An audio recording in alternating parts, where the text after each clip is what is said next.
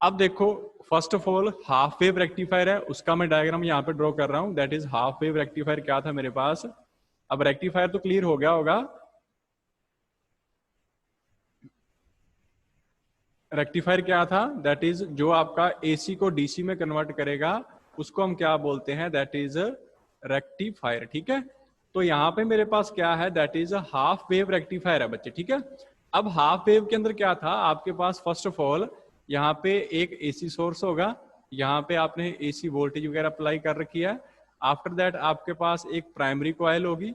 ठीक है, that means कि आपको एक ट्रांसफॉर्मर फॉर्म करना है, और यहाँ पे दूसरी साइड आपके पास एक सेकेंडरी कॉइल होगी।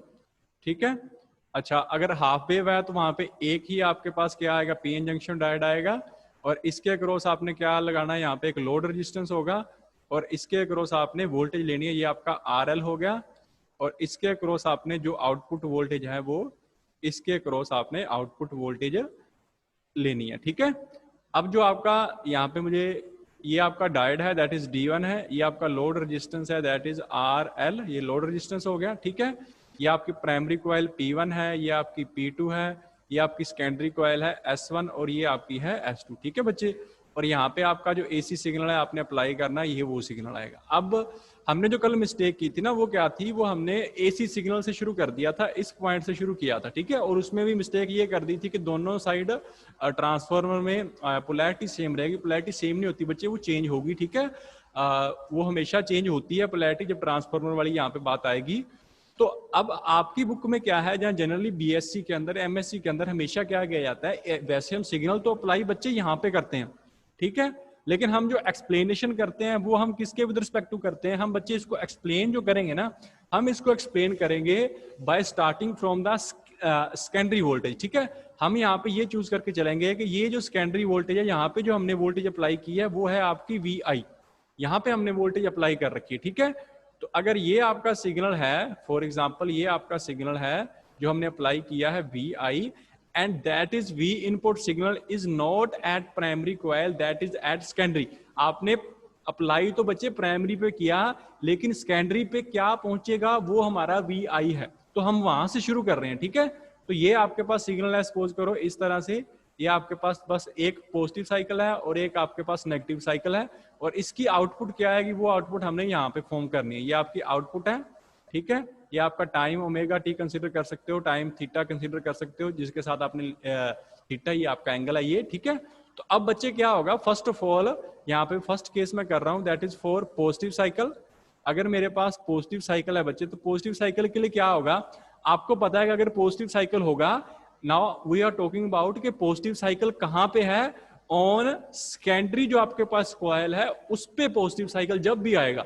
ठीक है, अब अगर उस पे पॉजिटिव साइकिल आया है तो ये आपका पॉजिटिव हो गया, ये आपका नेगेटिव हो गया, तो ये पॉजिटिव किसके साथ अटैच्ड है, P के साथ, तो ये आपका क्या हो गया, फॉरवर्ड बायस हो गया। तो इट मींस जब पॉजिटिव साइकिल होगा तो आपके पास D1 क्या होगी, वो आपके पास फॉरवर्ड बायस होगी। तो अगर वो फॉरवर्ड बायस होगी तो बच्चे वो क्या करेगी, वो कंडक्ट करेगी।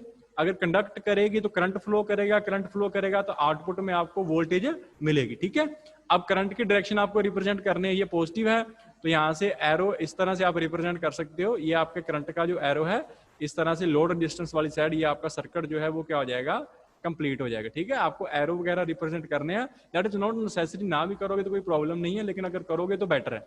ठीक है, क्लियर है। अब इसका मतलब पॉजिटिव साइकिल में ये वर्क करेगा, तो यहां तक ये था, तो पॉजिटिव साइकिल में जो आपकी वोल्टेज आएगी वो क्या आएगी, ये ऊपर वाला साइकिल आएगा, ये आपका ड्यूरिंग पॉजिटिव साइकिल है, तो यहाँ पे D1 वर्क कर रहा है। ठीक है, अच्छा उसके बाद में अगर सेकंड केस यहाँ पे हम देखें, during negative cycle and the negative cycle is corresponding to secondary coil. ठीक है ना, जब सेकेंडरी S1 S2 के कोरस्पॉन्डिंग आपके पास नेगेटिव साइकिल है, एट दैट टाइम बच्चे क्या होगा यहाँ पे, अब यहाँ पे नेगेटिव कौन होगा, जो आपका S1 है वो इस वक्त क्या होगा, दैट इज यहाँ पे देखो, अब क्या होगा, अब आपके पास जो आपका S1 है बच्चे वो क्या हो जाएगा, अब इस वक्त आपका जो S1 है वो हो जाएगा नेगेटिव, ये नेगेटिव हो जाएगा, ये आपका पॉजिटिव हो जाएगा, तो नेगेटिव आपका P से कनेक्टेड है, तो ये रिवर्स बायस हो जाएगा। तो अगर रिवर्स बायस होगा तो इट मींस आपके पास जो D1 है वो क्या करेगा, वो आपका रिवर्स बायस है, तो अगर रिवर्स बायस है तो वो ऑफ होगा, ऑन नहीं होगा। अगर ऑन नहीं होगा तो आउटपुट में वोल्टेज क्या मिलेगी, आउटपुट में वोल्टेज मिलेगी 0। तो यहां से लेकर यहां तक आपको सिग्नल नहीं मिलेगा, यहाँ पे वोल्टेज होगी 0 वोल्टेज, ठीक है। तो ये उसके बाद में फिर दोबारा यहां से लेकर यहां तक आपके पास फिर वोल्टेज आएगी, फिर आगे वोल्टेज नहीं आएगी। तो ये आपके पास क्या हो गया, ये आपके पास सिर्फ एक ही डायरेक्शन में ट्रेवल कर रहा है, जो आपका पॉजिटिव साइकिल है ओनली वही आ रहा है। यहाँ पे नेगेटिव साइकिल को इसने स्किप कर दिया, हाफ साइकिल शो कर रहा है, हाफ साइकिल इसने स्किप कर दिया या ब्लॉक कर दिया, तो इसको बोला जाता है हाफ वेव रेक्टिफायर। और ये आपकी टोटल क्या है इस केस में, वर्किंग हो जाएगी। ठीक है बच्चे, क्लियर है? किसी को कोई कंफ्यूजन है इसके अंदर? ठीक है, कल जो हमने किया था, कल हमने P1 P2 से शुरू कर दिया था। अगर आप वहां से शुरू करोगे तो बच्चे आपको ये सिग्नल जो है वैसे इतना कम्प्लेक्स क्या करना है इसके अंदर, चलो मैं करवा देता हूँ। अगर आपका माइंड में हो कि करना है ऐसे या तो ऐसे कर लेना, कोई दिक्कत नहीं इसके अंदर। अगर बच्चे यहाँ पे ऐसा हो कि जो आपने सिग्नल अप्लाई किया है वो आपने प्राइमरी पे अप्लाई किया, ठीक है, तो वो भी मैं करके दिखा देता हूँ। अगर आप प्राइमरी पे स्टार्ट करोगे तो प्राइमरी पे मेरे पास क्या होगा, एक मिनट ये सारा रिमूव करने दो मुझे। हाँ, अब देखो, अगर आप ये कह रहे हो कि आपने जो वोल्टेज अप्लाई की है वो प्राइमरी पे अप्लाई किया है, तो बच्चे प्राइमरी वाले केस में क्या होगा, ये आपके पास सपोज करो ग्रीन कलर से मैं शो कर रहा हूँ, प्राइमरी पे पॉजिटिव साइकिल आया, तो प्राइमरी पे पॉजिटिव साइकिल आया, ये पॉजिटिव हो गया, ये नेगेटिव हो गया। अगर ये पॉजिटिव है तो ये आपका नेगेटिव होगा और ये आपका पॉजिटिव होगा। अगर ये नेगेटिव है तो ये आपके पास क्या होगा, ये आपका रिवर्स बायस होगा। तो इस केस में जब आपका पॉजिटिव साइकिल किस पे है, प्राइमरी पे, अगर आप ये V इनपुट वोल्टेज कहाँ पे दे रहे हो, प्राइमरी कॉइल पे दे रहे हो, तो इस केस में आपके पास क्या है, स्टार्टिंग में आपका जो पॉजिटिव साइकिल है उस वक्त आपका D1 है वो क्या करेगा, रिवर्स बायस रहेगा, तो वो कनेक्ट नहीं करेगा। अब ये स्टार्टिंग वाला जो सिग्नल था ना, अब ये 0 आएगा, ठीक है। अब उसके बाद में जब आपने नेगेटिव साइकिल दिया तो नेगेटिव साइकिल के अकॉर्डिंग क्या हो जाएगा, नेगेटिव साइकिल किस पे, प्राइमरी पे। जब आपने नेगेटिव साइकिल दिया प्राइमरी पे तो ये P1 नेगेटिव होगा, आपका P2 पॉजिटिव होगा। अगर ये नेगेटिव है तो ये आपका पॉजिटिव होगा और ये आपके पास क्या आ जाएगा, ये नेगेटिव। तो अब ये पॉजिटिव है तो ये आपका क्या होगा, फॉरवर्ड बायस हो गया, दैट मींस ये कंडक्ट करेगा। अब ये आउटपुट शो करेगा, अब ये आउटपुट शो करेगा, बस ये चीज चेंज हुई है, बाकी क्या चेंज हुआ, कुछ नहीं चेंज हुआ, ठीक है। अब इस तरह से आगे नहीं कंडक्ट करेगा, इसके आगे ये फिर कंडक्ट करेगा, तो कुछ नहीं चेंज हुआ। वो पहले जो आपका सेकेंडरी पे आपका यहाँ पे पॉजिटिव कर रहा था वो नेगेटिव पे आ गया, इसमें कोई इश्यू नहीं है। जस्ट आउटपुट आपके पास मैटर करेगी, आउटपुट आपने कैसे शो कर रखी है। अब यहाँ पे आउटपुट जो है वो सेम वे से आ रही है, ठीक है ना, जस्ट ओनली 1 साइकिल आ रहा है, हाफ साइकिल आ रहा है, तो ये आपके पास कौन सा हो जाएगा, हाफ वेव रेक्टिफायर। और आपने इसको ज्यादा कम्प्लेक्स नहीं करना, आपने जस्ट बच्चे इसको सेकेंडरी कॉइल पे ही सपोज करके चलना है कि जो आपने V इनपुट अप्लाई कर रखी है that is corresponding to your secondary coil. हाँ, ऐसे नहीं होता कि आप डायरेक्टली सेकेंडरी पे अप्लाई करते हो, आप पहले प्राइमरी पे अप्लाई करते हो, वो सेकेंडरी पे रीच करेगी बाय म्यूचुअल इंडक्शन, और इसके बाद में आगे जो आपका थ्योरी है वो लिखोगे। बट हम डायरेक्टली सेकेंडरी से शुरू कर देते हैं। अगर सेकेंडरी के ऊपर आपके पास पॉजिटिव साइकिल है तो क्या होगा, अगर नेगेटिव है तो क्या होगा। ठीक है बच्चे, क्लियर है? किसी को कोई कंफ्यूजन है तो हैंड रेज करो, अदरवाइज फुल वेव रेक्टिफायर जो है वो स्टार्ट करें, हो जाएगा। चलो ठीक है, अब नेक्स्ट देखो, नेक्स्ट अपने पास है that is full wave rectifier, that is full wave rectifier. अब देखो इस केस में क्या है, जो आपका फुल वेव रेक्टिफायर है, इस केस में बच्चे मैंने कल भी डायग्राम करवाया था, इसके अंदर आपने डायग्राम जो है वो किस टाइप का ड्रॉ करना है कि ये मेरे पास यहाँ पे ये आपने AC वोल्टेज यहाँ पे AC सिग्नल अप्लाई करना है, ठीक है। यहाँ पे आपके पास प्राइमरी कॉइल आएगी जैसे पिछले केस में हमने किया है, उसके बाद में यहाँ पे आपके पास सेकेंडरी कॉइल आपने फॉर्म करनी है, ठीक है, ट्रांसफार्मर फॉर्म करना है। तो ये आपके पास क्या आ गया, दैट इज सेकेंडरी कॉइल है। अच्छा, अब यहाँ पे अब फुल वेव है तो 2 डायोड्स आएंगे, ठीक है। तो ये आपकी फर्स्ट डायोड है, ये वाली आपकी फर्स्ट आ गई, ठीक है। उसके बाद में इसी तरह से यहाँ पे आपके पास सेकंड डायोड आएगी, दैट इज D2 आ गई, और इन दोनों को ऐसे कनेक्ट करना है और यहाँ से इनको क्या करना है, इसको सेंटर टैप भी करना है इस तरह से। यहाँ पे इसके कोरस्पोंडिंग आपने लोड रेजिस्टेंस लेना है, जिसके कोरस्पोंडिंग आपने वोल्टेज फाइंड करनी है। तो ये आपके पास क्या है, दैट इज डायोड D1 है, ये आपके पास डायोड D2 है, और ये आपके पास लोड रेजिस्टेंस क्या है, RL है, ठीक है।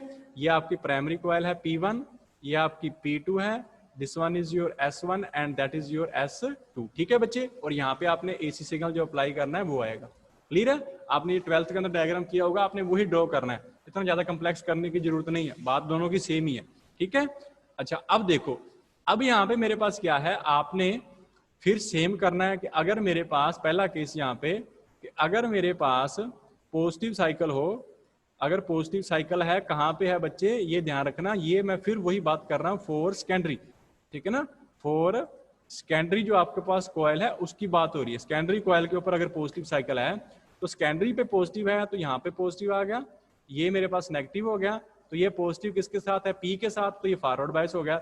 इट मींस आपका D1 क्या हो जाएगा, वो हो जाएगा बच्चे फॉरवर्ड बायस। तो अगर D1 फॉरवर्ड बायस हो जाएगा तो D2 फिर क्या हो जाएगा, इट मींस D2 आपका हो जाएगा रिवर्स बायस। तो जो फॉरवर्ड बायस है वो तो कंडक्ट करेगा, रिवर्स बायस कंडक्ट नहीं करेगा। तो यहाँ पे जो आपकी करंट की डायरेक्शन है वो आप कैसे शो करोगे, मैं करंट की डायरेक्शन ग्रीन कलर से शो कर रहा हूँ बच्चे यहाँ पे। तो पॉजिटिव से आपने शुरू करना है एरो इस तरह से, ये पॉजिटिव से शुरू हो गया, यहाँ पर ऐसे जाएगा, फिर इस साइड जाएगा और यहाँ पे इसका सर्किट हो जाएगा कंप्लीट। क्लियर है बच्चे? अच्छा, उसके बाद में सेकंड केस आ गया अपने पास।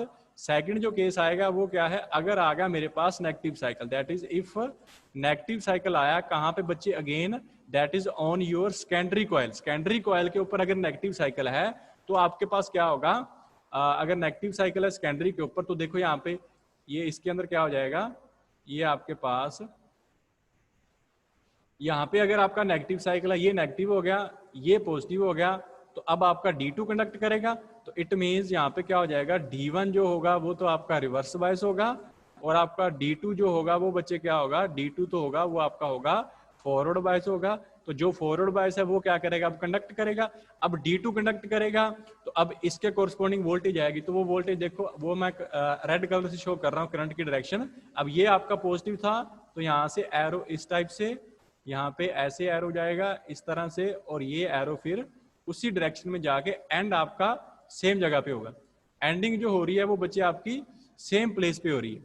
ये चीज क्लियर है, एंडिंग जो हो रही है वो आपकी क्या है, सेम जगह पे है। ठीक है, क्लियर है ये चीज, कोई कंफ्यूजन तो नहीं इसके अंदर?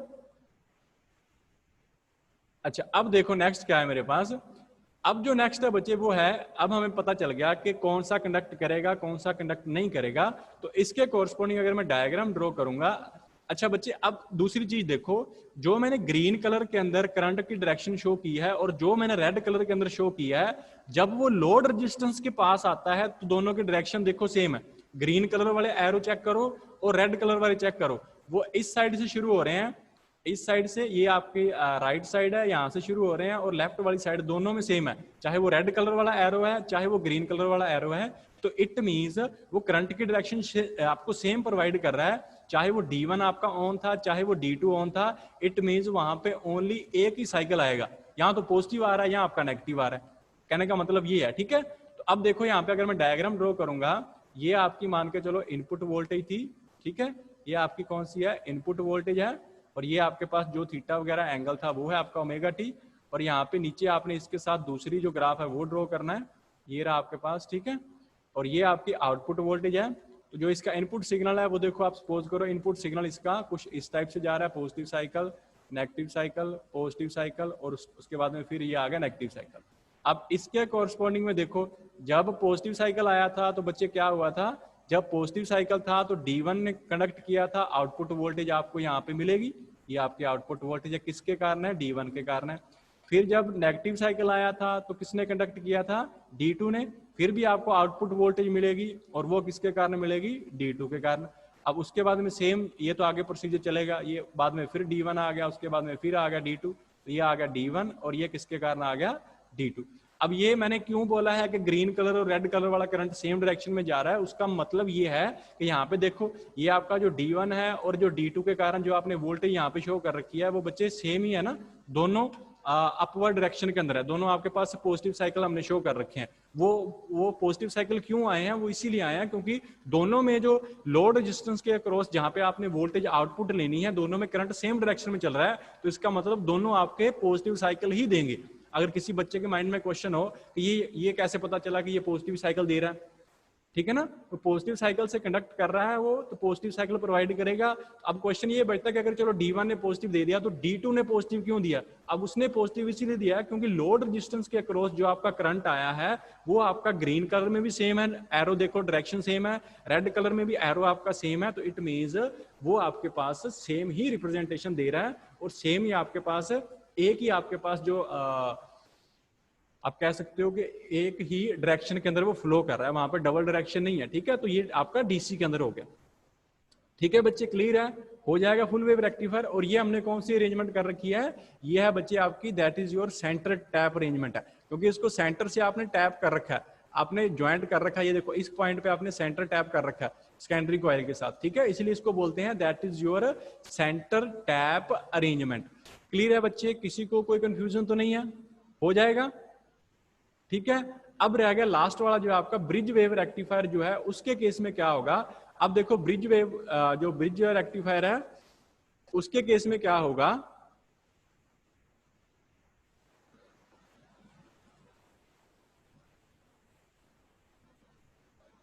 अब देखो बच्चे जो आपका ब्रिज वेव दूसरा रेक्टिफायर है that is bridge wave rectifier है। अब इसके केस में बच्चे क्या होगा, इसके केस में क्या है, इसमें 2 डायोड्स नहीं होती, इसमें 4 डायोड्स होती हैं, ठीक है। अब मैं डायग्राम यहाँ पे ड्रॉ कर रहा हूँ, ये सपोज करो आपके पास यहाँ पे आपने एसी सिग्नल अप्लाई किया है, ठीक है, तो इसको थोड़ा सा आपको बिगर बनाना पड़ेगा तभी समझ में आएगा। और ये आपके पास क्या है, that is your primary coil आ गई, ये आपके पास प्राइमरी कॉइल है, ठीक है। उसके बाद में यहाँ पे आपकी सेकेंडरी कॉइल ड्रॉ करनी है, ये आपकी सेकेंडरी कॉइल है, ठीक है। अब क्या करना है आपको, अब यहाँ पे आपको क्या करना है, ब्रिज वेव रेक्टिफायर बनाना है, ठीक है। तो ब्रिज शेप आपको यहाँ पे फॉर्म करनी है, तो वो किस तरह से फॉर्म होगी, वो आपके यहाँ पे 4 जो डायोड्स है आपने वो कनेक्ट करनी है, 4 डायोड्स है वो आपको यहाँ पे कनेक्ट करवानी है। तो वो देखो बच्चे कैसे कनेक्ट करवाओगे, यहाँ पे ये आपके पास यहाँ से इस तरह से ये एक पॉइंट आ गया, ठीक है, और एक पॉइंट यहाँ से नीचे से आएगा, ये वाला एक पॉइंट आप ये चूज कर लो। अब इसके कोरस्पोंडिंग आपने 4 डायोड्स यहाँ पे कनेक्ट करवानी है। सपोज करो ये आपकी फर्स्ट डायोड यहाँ पे आपने कनेक्ट करवा रखी है, ये इस तरह से एक डायोड ये होगी, ठीक है। उसके बाद में इस पॉइंट से कोई आप सपोज कर लो यहाँ से आपने कनेक्ट करवा रखी है, दैट इज ये आपकी नेक्स्ट डायोड होगी, ये आपकी सेकंड डायोड होगी, ठीक है। उसके बाद में यहाँ पे भी आपको कनेक्ट करवानी है इस साइड, ये नेक्स्ट होगी, और एक यहां से कनेक्ट करवानी है आपने इस तरह से। एक मिनट मुझे इसको ना इसको इरेज करने दो, ये थोड़ी सी लेंथी हो गई है। अच्छा अब देखो यहाँ पे ये मेरे पास 3 तो हमने कनेक्ट करवा दी यहाँ पे, ये आपके पास क्या है, ये एक पॉइंट ये चूज कर लो यहाँ से है, उसके बाद में ये आपने यहाँ से कनेक्ट करवा दी, और ये जो आपके पास है दैट इज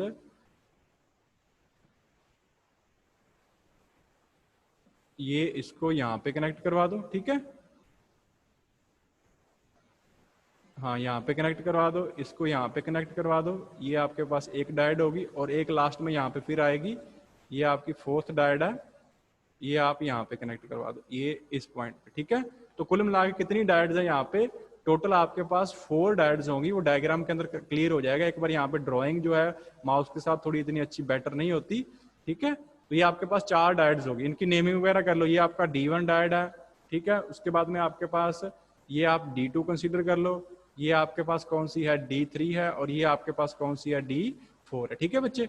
और उसके बाद में क्या है, इसको सर्किट कंप्लीट करना है, लोड आपको तो आउटपुट लेनी होती है ना लोड रेजिस्टेंस के क्रॉस, तो यहाँ पे इसको ऊपर से ये आपने आउटपुट लेनी है इसके क्रॉस, तो यहाँ पे आपका आएगा लोड रेजिस्टेंस, ये आ गया आपके पास RL जो है, इसके क्रॉस आपने लेनी है, आपकी जो भी आउटपुट है वो आप यहाँ पे चूज करोगे, ठीक है।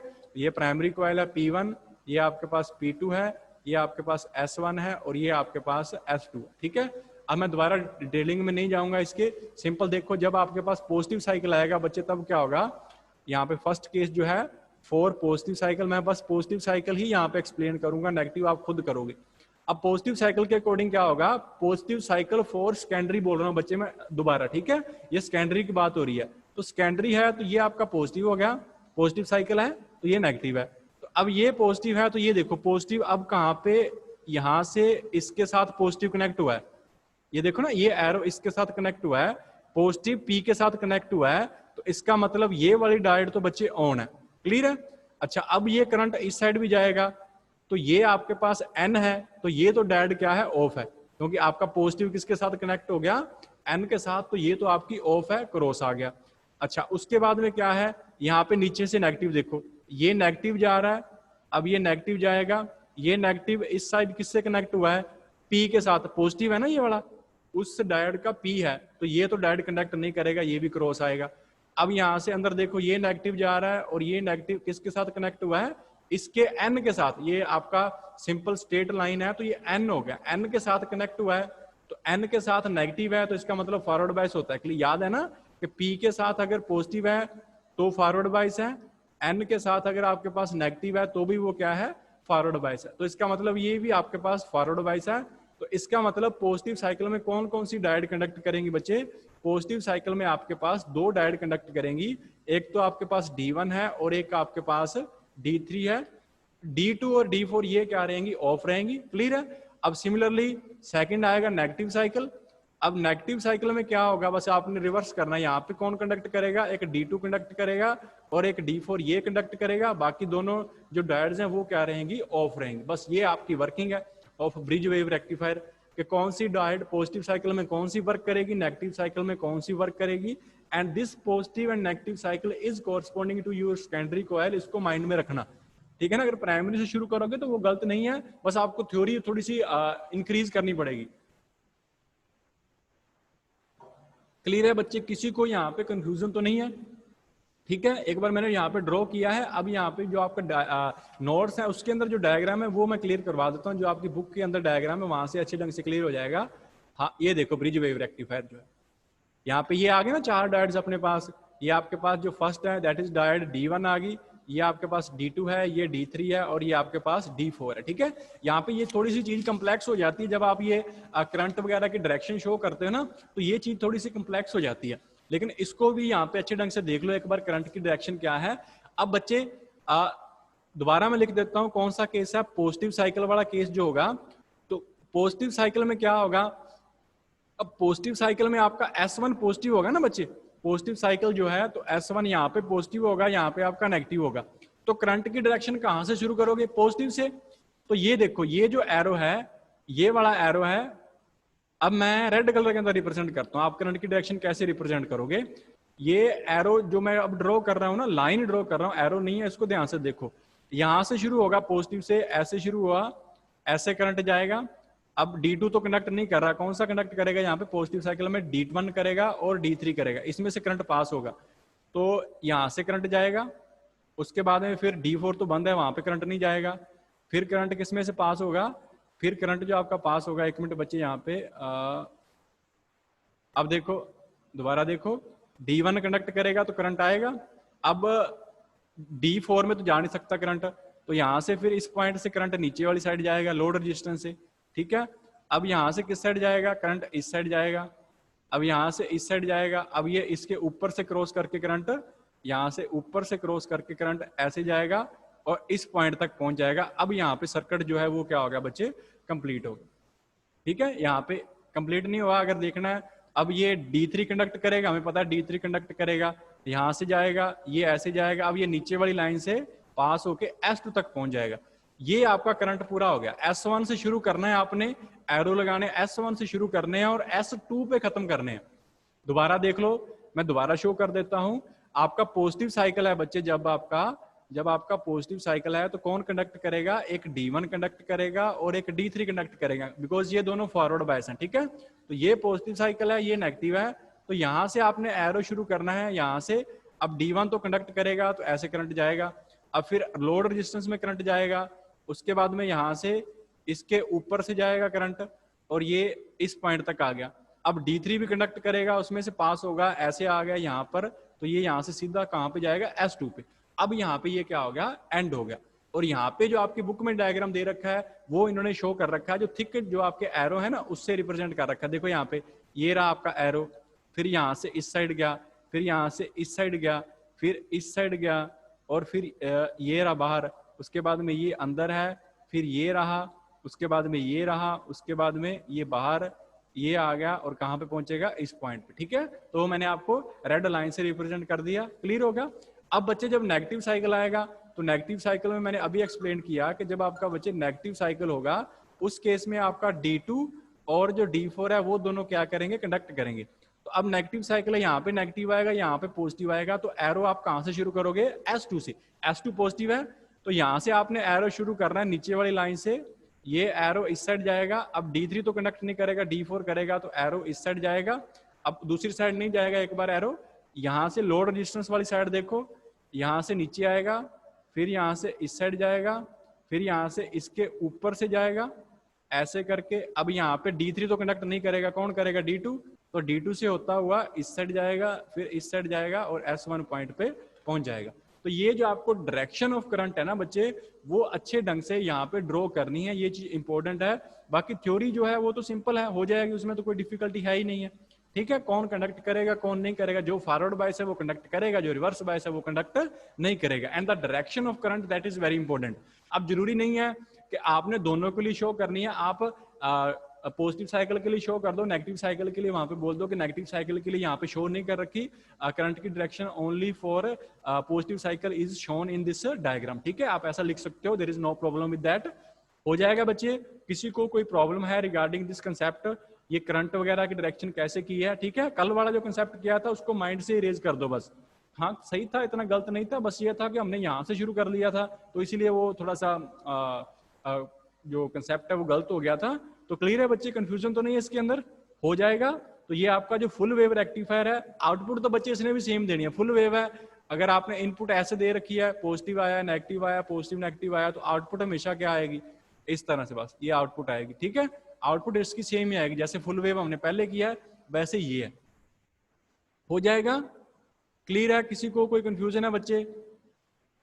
अच्छा चलो ठीक है। अब नेक्स्ट देखो, अब नेक्स्ट आएगा एग्जाम में, इसके साथ पूछा जाता है, आपके साथ क्वेश्चन होता है एफिशिएंसी फाइंड करो जहां रिपल फैक्टर फाइंड करो। ठीक है, आज हमने जो एफिशिएंसी है वो फाइंड करनी है, कल हम फाइंड करेंगे जो आपका रिपल फैक्टर है, वो फिर कल वाले लेक्चर के अंदर हो जाएगा, और लगभग फिल्टर हो जाएंगे, 2-3 तो हो ही जाएंगे, लगभग यूनिट आपका कवर अप हो जाएगा। ठीक है, अच्छा अब एफिशिएंसी जो है वो क्या है बच्चे? एफिशिएंसी जो होती है, याद रखना, एफिशिएंसी होती है, क्योंकि हम एसी को डीसी में कर रहे हैं, तो एफिशिएंसी का मतलब होता है कि कितनी एसी आपने अप्लाई की थी, पावर ऑफ एसी, और कितनी आपने डीसी में कन्वर्ट कर दिया, ये आपका एफिशिएंसी होती है, DC power divide by AC power. ठीक है बच्चे, अब हमें ये फाइंड करना है कि ये डीसी पावर क्या है और एसी पावर क्या है। ठीक है, अच्छा पहले तो ये देखो, सिंपल सा ये कंसेप्ट है, आपको पावर की वैल्यू तो पता होगी, हमने प्रीवियस सेम के अंदर कर रखी है कि जो पावर होती है वो हम सिंपली लिखते हैं वी, वोल्टेज इनटू करंट। लेकिन अगर यहाँ पे मैं इसको सिर्फ करंट की फॉर्म में चाहता हूं या रेजिस्टेंस की फॉर्म में, तो ओम्स लॉ यूज करो, V इज इक्वल टू क्या होता है? I R. तो यहाँ पे इसका यूज करोगे तो ये पावर की वैल्यू क्या आ जाएगी? फिर आई स्क्वेयर आर आ जाएगी, ये आ गया आपके पास पावर। तो अगर आपने डीसी पावर लिखनी है बच्चे, पावर कौन सी लिखनी है? डीसी पावर लिखनी है, तो करंट भी कौन सा होगा? डीसी करंट होगा, इसको बच्चे एवरेज करंट भी बोलते हैं। उसके बाद में रेजिस्टेंस कौन सा होगा? अब देखो, अब बच्चे जब आपका डीसी पावर है, डीसी करंट कहां पे होता है? डीसी करंट सिर्फ लोड रेजिस्टेंस के अक्रॉस होता है, जहां पे आप आउटपुट लेते हो वहां पे आपका ये डीसी करंट है, वहीं पे होता है ना, अदरवाइज करंट ये जो है वो पॉसिबल नहीं है। यहाँ पे आपका करंट है वहीं पे पॉसिबल है, अदरवाइज तो पॉसिबल है नहीं। क्लियर है ना? तो अब देखो इसके अंदर क्या है आपके पास, जो ये करंट की वैल्यू दे रखी है that is I square DC है, इसको आपको क्या करना है? इसको आपको कन्वर्ट करना है। ठीक है ना? अब इसको आपको शो करना है कि जो डीसी करंट होगा वो इसकी वैल्यू डीसी करंट की क्या होती है। ठीक है ना, डीसी करंट की वैल्यू। तो बच्चे आपको एक चीज माइंड में रखनी है, यहाँ पे हम एक्सप्रेशन यहाँ पे नहीं कर रहे, जो आपका डीसी करंट होता है ना वो बच्चे किसके इक्वल होता है? आई नॉट डिवाइड बाय पाई होता है। और ये आई नॉट जो होता है वो मैक्सिमम करंट होता है, maximum peak current. Maximum current की कितनी वैल्यू हो सकती है? ये आपका वो करंट है। क्लियर है? कोई कंफ्यूजन तो नहीं है? आईडीसी आपको बस याद करना है, आईडीसी की ये वैल्यू होती है आई नॉट बाय पाई। ठीक है, अब रहा कंसेप्ट ये वाला रेजिस्टेंस क्या होगा। अब ये रेजिस्टेंस बच्चे क्या होगा, you have to keep in mind कि ये रेजिस्टेंस कहां पे था। अब इस केस में डीसी करंट कहां पे आ रहा है? आपका जो डायग्राम था मैं दोबारा ड्रॉ कर देता हूं, ये रफली सा डायग्राम यहाँ पे हमने स्टार्ट किया था, ये आपके प्राइमरी कॉइल थी, ये यहाँ पे इस तरह से, फिर आपके सेकेंडरी कॉइल थी, यहाँ पे आपके पास डायोड थी, ये मैं हाफ वेव रेक्टिफायर के लिए कर रहा हूँ बच्चे। उसके बाद में यहाँ पे हमने लिया था लोड रेजिस्टेंस RL, और इसके क्रॉस हमने क्या लिया था? इसके क्रॉस हमने ली थी वोल्टेज।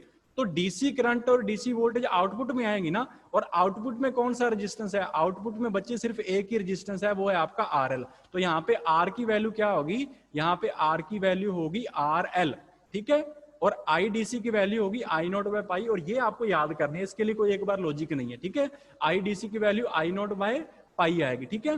तो यहाँ पे आपके पास क्या है, दैट इज, अदरवाइज हम फाइंड कर सकते हैं, वो थोड़ा सा और लेंथी हो जाएगा, कैसे फाइंड करना है, इंटीग्रेशन है, सिंपल सोल्व करोगे निकल जाता है, इसमें कोई दिक्कत नहीं है।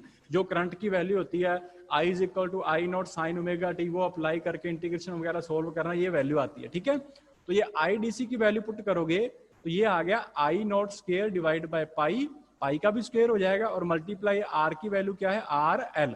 तो ये आ गई बच्चे आपके पास कौन सी पावर आ गई, DC पावर।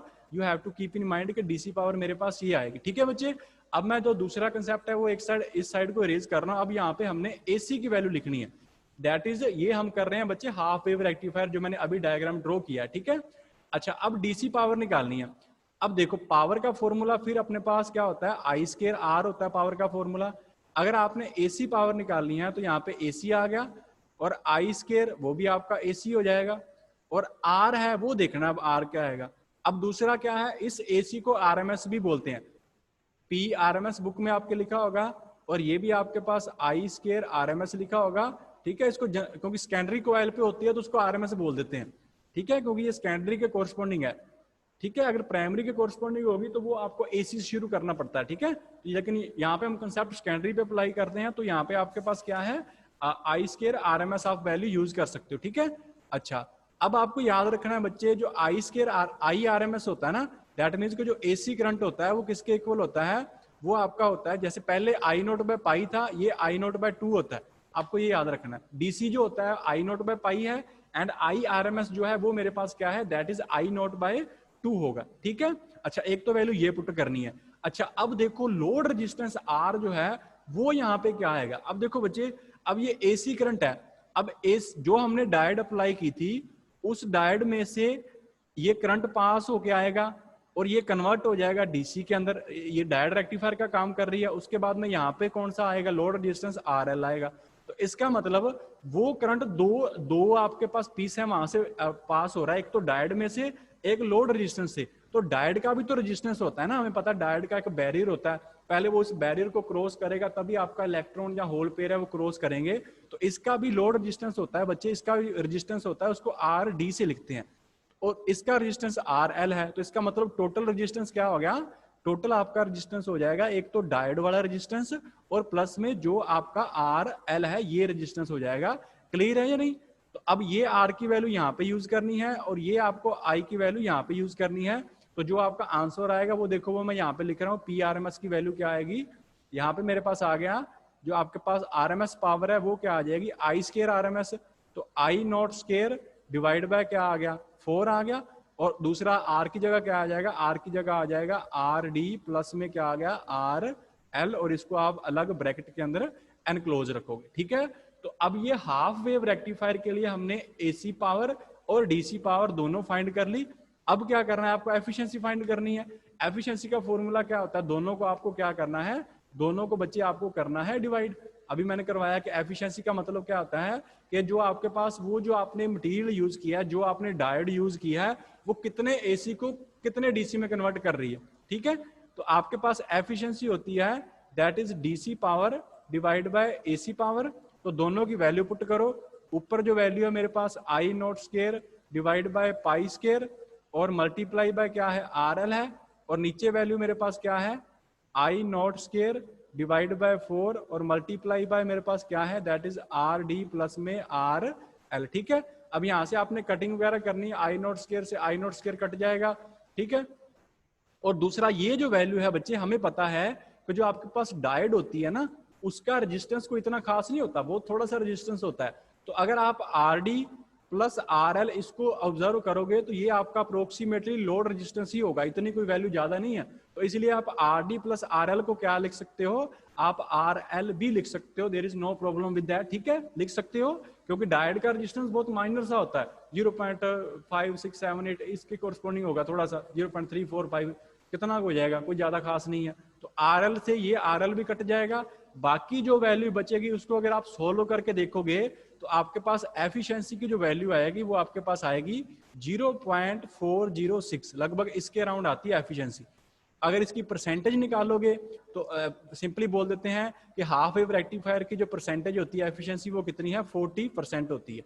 तो इसका मतलब ये क्या कर रहा है, ये आपका एसी सिग्नल का सिर्फ 40% ही डीसी में कन्वर्ट कर रहा है, ठीक है। ऐसा नहीं है कि वो सारे सिग्नल को कन्वर्ट कर रहा है, इसकी सिर्फ एफिशिएंसी है 40.6% है, ठीक है। क्लियर है बच्चे, कोई कंफ्यूजन तो नहीं है इसके अंदर, ठीक है। और ये नोट्स के अंदर यहाँ पे की हुई है, मैंने आपको यहाँ पे करवा के दिखा दी है, नोट्स के अंदर आपके रिटन है, ठीक है। कोई प्रॉब्लम हो जाएगा तो इसको बच्चे कर लेना। बाकी जो फुल वेव रेक्टिफायर है वो हम कल एक्सप्लेन कर लेंगे, और उसके साथ जो आपके मेन जो फिल्टर एग्जाम के अंदर आए हुए हैं हम उसका डिस्कशन कर लेंगे, ठीक है बच्चे। कोई प्रॉब्लम तो नहीं है इसके अंदर, ठीक है बच्चे, कर लेना इसको, ठीक है। बाकी फिर हम नेक्स्ट लेक्चर के अंदर करते हैं, ठीक है बच्चे, थैंक यू।